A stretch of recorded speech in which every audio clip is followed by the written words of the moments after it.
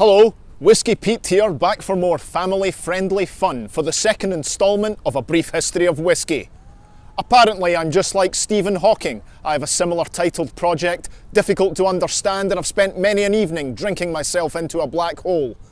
Once again we're in Glasgow, and today it's all about the Strathclyde distillery. Let's find out more, shall we? Cheers!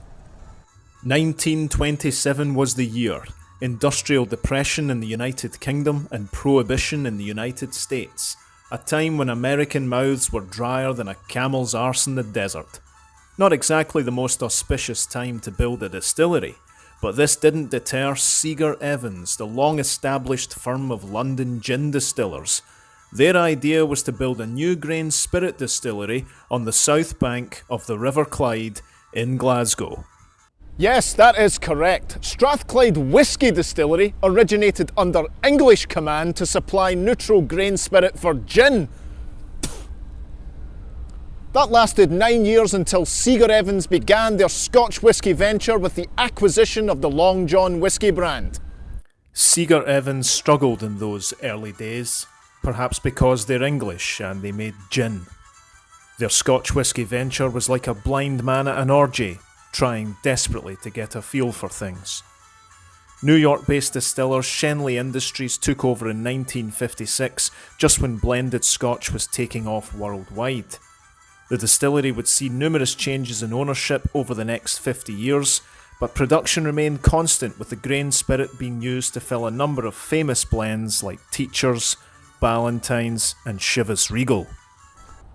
This beautiful monstrosity of a distillery was rebuilt in the 1970s to increase capacity, for not just the production of grain whisky, but also for high-strength neutral spirit for rectification, which really showcases the genius of the Scots. We convinced the world to drink rubbing alcohol off of a wooden floor.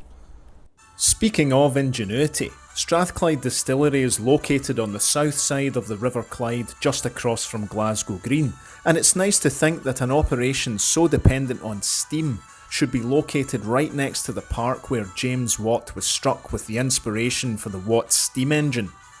As we often say here, if it wasn't invented in Scotland, it's crap! Distillery visits at Strathclyde aren't permitted, which, although unfortunate, is understandable. It doesn't match the postcard aesthetic of the malt distilleries on Islay or in Speyside. There's no opulent visitor centre, there's no guided tour, there's no distillery gift shop to purchase overpriced bottles from. Some say it's the ugly side of the industry. Well, I don't. This site deserves respect and recognition. Glasgow has a reputation that precedes it. If you know the city, you'll know the slogans. Glasgow's miles better, let Glasgow flourish, and give me your money or I'll stab you. As mentioned, you can't visit the distillery, but I do recommend you come here, take in the atmosphere in the surrounding area, the River Clyde, the picturesque Glasgow Green, and just south of the distillery, the historic arrondissement known as the Gorbals. Just don't hang about there at night.